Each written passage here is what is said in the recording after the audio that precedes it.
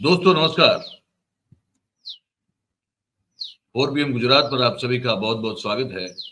मैं हूं आपका दोस्त मयूर जानी। दोस्तों आज इस कार्यक्रम में हमको जो बात करना है वो बात कुछ मिले जुले कुछ विषय हैं, हालांकि एक दूसरे से बिल्कुल जुड़े हुए हैं। ठीक है, एक दूसरे से बिल्कुल संलग्न है, लेकिन थोड़े अलग अलग भी हैं। तो सबसे पहले तो आपको जो है बिलेटेड मकर संक्रांति की आपको शुभकामनाएं दे दें, है ना। एक दिन बाद भी, लेकिन शुभकामनाएं कभी भी दे सकते हैं। और जब हम दे रहे हैं शुभकामनाएं तो हम फिर आपको प्रधानमंत्री जी ने जो शुभकामनाएं दी थी वो भी आप तक पहुंचा दे। उन्होंने कुछ ऐसा कहा था। कुछ लोग आज मकर संक्रमण उत्तरायण मना रहे हैं, कुछ लोग शायद कल मनाएंगे। कुछ लोग आज मकर संक्रमण उत्तरायण मना रहे हैं, कुछ लोग शायद कल मनाएंगे। अब वो मकर संक्रमण क्या है, ये ठीक है, कभी कभार ये हो जाता है, क्योंकि अब इन्हीं की फिर जो परछाई में चलने वाले इनके सब जो चेले होते हैं, ये भी बेचारे कुछ ऐसा ही कुछ बोल जाते हैं। ये राजस्थान के जो नए नए मुख्यमंत्री बने, अचानक से उनका जो प्रादुर्भाव हुआ है, भजनलाल शर्मा साहब, वो भी अपने जैसे गुरु वैसे चेले, उसी राह पे चलते हैं। तो उन्होंने जो बोले सो निहाल के बाद हम सब जानते हैं कि इसके बाद कहा जाता है सत श्री अकाल। भजनलाल शर्मा साहब ने भी, क्योंकि वो उसी गुरु के चेले हैं, तो कुछ ऐसा बोल दिया। ये भी देख लीजिए आप। बोलिए सत सत अकाल, सत श्री अकाल। जो बोले सो निहाल। उल्टा बोला, उन्होंने उल्टा बोला, सीधा मैं बोल दिया। बोलिए सत सत अकाल, सत श्री अकाल। जो बोले सो निहाल। उल्टा बोला, उन्होंने उल्टा बोला, सीधा मैं बोल। ये है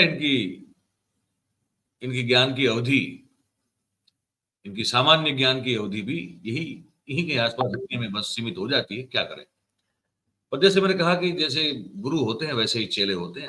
अब प्रधानमंत्री खुद जो है मकर संक्रांति को मकर संक्रमण कह देते हैं, तो भजनलाल शर्मा जी का फिर सत सत अकाल कहना ठीक है, क्या करें। लेकिन बात अब करते हैं इस मुद्दे की, राम जन्मभूमि और रामलला के मंदिर की प्राण प्रतिष्ठा और बहुत कुछ हो रहा है। और सुनने में आ रहा है कि प्रधानमंत्री जी अब नीचे जो है जमीन पे एक सोएंगे चद्दर उठा बिठाकर, और कुछ अनुष्ठान करने वाले हैं। ऐसे भी कुछ पता अनुष्ठान तो करेंगे, बड़ा बड़ा एकदम संयमित 10 या 11 दिन जो है बहुत संयम से जिएंगे, खान पान से लेके अपने रहने को लेकर, वो सब चीज से लेके ये सब बातें भी आ रही है।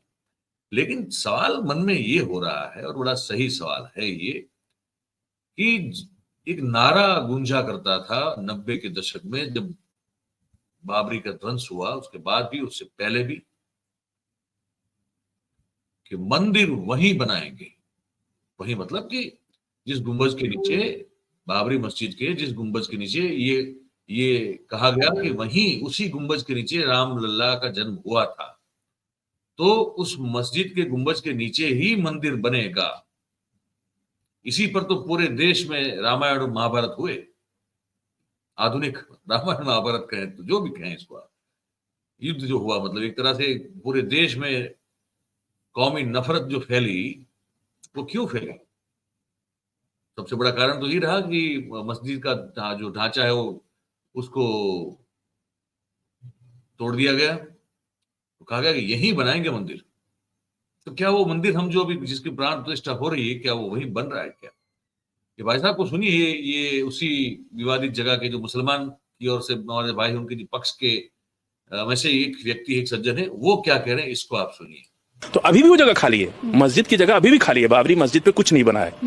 बाबरी मस्जिद शहीद हो गई, उसको गिराया। सुप्रीम कोर्ट ने कहा कि गलत हुआ, किसी को सजा नहीं हुई, बाबरी मस्जिद शहीद कर दी गई। और आज भी बाबरी मस्जिद के लिए क्यूरिटी पिटीशन सुप्रीम कोर्ट में फाइल है। और हमने कहा कि भाई आप 60 एकड़ जमीन ले लो, बगल में मंदिर बना लो अपनी। तब ये लोग कहते थे कि बीच वाले गुंबद की जगह चाहिए हमको, कि भगवान राम वहीं पैदा हुए और मस्जिद वाली जगह ही चाहिए। इतना जिद था इनको कि नहीं, हमको मस्जिद वाली जगह ही चाहिए। और जब मस्जिद शहीद किया तो वहां रामलला को स्थापित भी कर दिया। अब रामलला को उठा के तो अपने ओरिजिनल मंदिर में ले जा रहे हैं, 3 किलोमीटर दूर जो बन रहा है। तो हम लोग की डिमांड है कि भाई मस्जिद की 1 एकड़ जमीन जो है, 1.25 एकड़, वो हमको दे दिया जाए। हम लोग छोटी सी मस्जिद बना लें, बगल में मुस्लिम आबादी भी है, तो कोई दिक्कत नहीं। मंदिर वहां से 3 किलो दूर बन रहा है, तो हम लोग को कोई दिक्कत नहीं है। हम लोग को या सरकार मोदी जी की है, जब वो मंदिर बना ही नहीं रहे, उस पर बाबरी मस्जिद पर जब मंदिर बन ही नहीं रहा है, तो हम तो यही उम्मीद कर रहे हैं कि वो अरब के अच्छे दोस्त हैं, दुनिया भर के मुसलमानों की बात करते हैं। तो अभी भी वो जगह खाली है, मस्जिद की जगह। तो मंदिर तो वहां बन ही रहा है। बाबरी मस्जिद कहा जाता था कि वहीं बनेगा मंदिर, मंदिर वहीं बनाएंगे, तो वहां तो बन ही रहा है। तो क्या बेवकूफ बना हम सबको मिलके कि बन गए हम सब लोग बेवकूफ? पता नहीं, आप सोचिएगा। किसी को लगता है, हो सकता है बहुत सारों को लगे नहीं ठीक है, वो बोल दिया तब बोल दिया, अब यहाँ बन रहा है तब ठीक है, आपकी मर्जी है। पर सच बात तो यही है। मैं डिस्टेंस दिखा दूं आपको, ये गूगल मैप जो है ये बताता है। ये गूगल मैप में देखिए, अगर आप ठीक से देख पाए इसको, डिस्टेंस आप देखिएगा। बाबरी मस्जिद का जो ढांचा है, जहां अभी जो हरा रंग का लाइन देख रहे हैं, उसमें जहां से वो लाइन शुरू होती है वहां आप देखिए तो वो बाबरी मस्जिद का ओरिजिनल ढांचा है। और वो लाइन जहां जाके खत्म होती है भाई साहब या मेरी बहन, वो जो है वो राम मंदिर जन्मभूमि टेम्पल है अयोध्या का। तो आप देखिए कि कितना डिस्टेंस है। जैसे हम आज बात कर रहे थे, हमारा जो शाम को 4 बजे का लाइव था, तो उस लाइव में हम आज कुलदीप सरोजा जी से बात कर रहे थे, तो वो वहां जो जाके आए हैं, तो उन्होंने कहा कि कम से कम 500 मीटर का, मतलब आधा किलोमीटर का डिस्टेंस तो है ये, ठीक है। उसमें कुछ हमारे दर्शक भी जुड़े थे, तो उन्होंने भी कहा कि ये 500 मीटर का कम से कम आधा किलोमीटर का डिस्टेंस है। तो मतलब ये है कि मंदिर वहां तो नहीं बन रहा है जहां की इस मंदिर को बनना चाहिए था, ठीक है। तो फिर ये जो ढांचा गिराया गया, इसका मतलब क्या बनता है? और उसके नाम पर जो चंदा इकट्ठा किया गया हमारी आपकी जेब से, देश के गरीब से गरीब आदमी ने भी जो है भगवान राम के प्रति अपनी श्रद्धा व्यक्त करते हुए 1 रुपया ही सही लेकिन दिया है। तो सबका क्या हुआ, अब ये समझ में नहीं आ रहा है। लेकिन आएगा भी कैसे, क्योंकि ये बड़ी संस्कारी पार्टी के सब संस्कारी लोग हैं। ये चाल चरित्र और चेहरा इनका जो है, कहते हैं कि हमारा जो है पार्टी विद डिफरेंस है, कुछ ऐसा भी होता है। देखिए इसमें, ये आपको मैं इसको सुना नहीं पाऊंगा, दिखा पाऊंगा सिर्फ। ये महामहिम जिसको कहते हैं ना, मतलब सबसे अद्भुत प्रवक्ता इस सृष्टि के किसी भी पार्टी के लिए हो सकते हैं, वो संबित पात्रा है। आपको अगर ये दृश्य देख रहे हैं तो देख के लगता होगा कि कोई भजन गा रहे होंगे। नहीं हुजूर, वो भजन नहीं गा रहे हैं। वो जो गाना गा रहे हैं, अगर मैंने आपको सुना दिया तो फिर हम पर कॉपीराइट लग जाएगा, इसलिए हम गाना आपको सुना नहीं पा रहे। लेकिन वो गाना जो है आराधना फिल्म का है।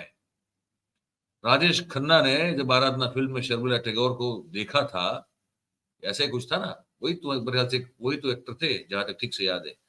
तो एस डी बर्मन साहब ने एक धुन बनाई थी, किशोर कुमार ने गाई थी, और बड़ा सेंसुअल गाना था वो गाने का जो बोल था वो ये था कि रूप तेरा मस्ताना, प्यार मेरा दीवाना, भूल कहीं हमसे ना हो जाए, है ना। वो जो गाना है ना, ये गाना संबित पात्रा साहब अभी यहाँ मंच पे जो है गा रहे हैं। वही आगे आता है ना, आंखें नशीली मस्त समा है, उस तरह का सब आता है आगे। ये गाना गा रहे हैं संबित पात्रा साहब। तो गलती से ये मत समझिएगा कि ये कोई भजन गा रहे हैं, ठीक है। और अंत में आपको एक छोटा सा एक आपको दिखा देते हैं, वो एक एनिमेशन है कि राम मंदिर पूरा जब बनेगा, आज तो नहीं बनेगा, अभी कह रहे हैं कि 6-7 साल लग जाएंगे, 5-6 साल लग जाएंगे। तो इनका देखिए कितने, इनके बाजू में जो बगल में एक और नेताजी है, वो भी कितनी मस्ती में जो है गीत के नशे में है। तो ये भजन नहीं गा रहे हैं, ये रूप तेरा मस्ताना, प्यार मेरा दीवाना, भूल कहीं हमसे ना हो जाए, ये गा रहे हैं। अब भूल तो भाई साहब पता नहीं क्या क्या कर दी है तो क्या कहें, पर ये भी देख लीजिए आप। ये आपको मैं एनिमेशन छोटा सा दिखा देता हूं। अयोध्या का मंदिर जब पूरी तरह से बन के तैयार होगा तो कुछ ऐसे होगा, ये कहा जा रहा है। ये एनिमेशन है ये। अब इसमें भी एक बात कही गई, अब कितनी सच है कितनी झूठ हमको नहीं मालूम है। कहा गया कि इसमें जो नीचे के पिलर या बहुत सारे कुछ ऐसे पिलर होंगे जो कि ये अपने यहाँ बना है ना महाकाल में, महाकाल धाम में, ये सब जो पिलर देख रहे हैं जो उस तरफ के, कह रहे हैं कि वो सब जो है वो कुछ मोटी वाली प्लास्टर ऑफ पेरिस के या तो प्लास्टिक के होंगे, ऐसा कुछ बताया जा रहा है। वो सही है कि नहीं हमको नहीं पता है, लेकिन आज एक बात हमारे पास ऐसी आई है सुनने में। खैर वो जो अब जब तो बनेगा तो पता चलेगा, लेकिन पूरा जब बनेगा ना, जब मंदिर पूरा बनेगा तब मंदिर ऐसा आपको देखने को मिलने जा रहा है।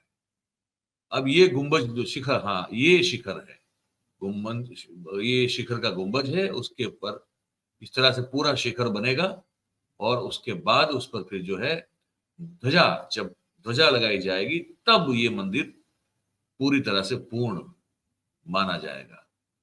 इसके जो आप कह रहे हैं ना, जो बताया रहा कि 3 माले का होगा गर्भगृह से लेके, तो इस तरह से कुछ होगा मंदिर जब ये पूरी तरह से बन के इसका जो है निर्माण कार्य संपन्न हो जाएगा। ऐसे फिर इस पर ऊपर जो है शिखर के ऊपर चोटी लगाई जाएगी और फिर ध्वजारोहण जो उस पर किया जाएगा। जैसे ये काम खत्म हो जाएगा फिर मंदिर जो है भाई साहब, जैसे ध्वजा देख रहे हैं आप, ध्वजारोहण हो चुका है, फिर ये मंदिर जो है, और मंदिर में ध्वजा तभी लगती है जब पूरा मंदिर जो है उसका निर्माण कार्य हो जाता है, उसके बाद ही अंत में ध्वजारोहण होता है। ये आपको पता होना चाहिए। तो पूरा बन जाएगा तो फिर मंदिर आपको ऐसा दिखेगा। ठीक है, यही बताना था आपको। इस कार्यक्रम में कैसा लगा आपको, आप हमको लिख के जरूर से बताइएगा अपना कमेंट करके। बात अगर अच्छी लगे तो फिर आप इसको, प्रोग्राम को आप लाइक करें, इस वीडियो को, इसकी लिंक को आप हो सके उतना शेयर कीजिए, और हमारा जो चैनल है 4PM गुजरात, उसको आप सब्सक्राइब करें और अपने आसपास के लोगों से करवाएं। ये हमेशा एक छोटी सी हम विनती अपील करते हैं, आज भी कर रहे हैं। बहुत बहुत धन्यवाद करते हैं आप सभी को इस कार्यक्रम में हमारे साथ जुड़ने के लिए। Thank you very much. नमस्कार।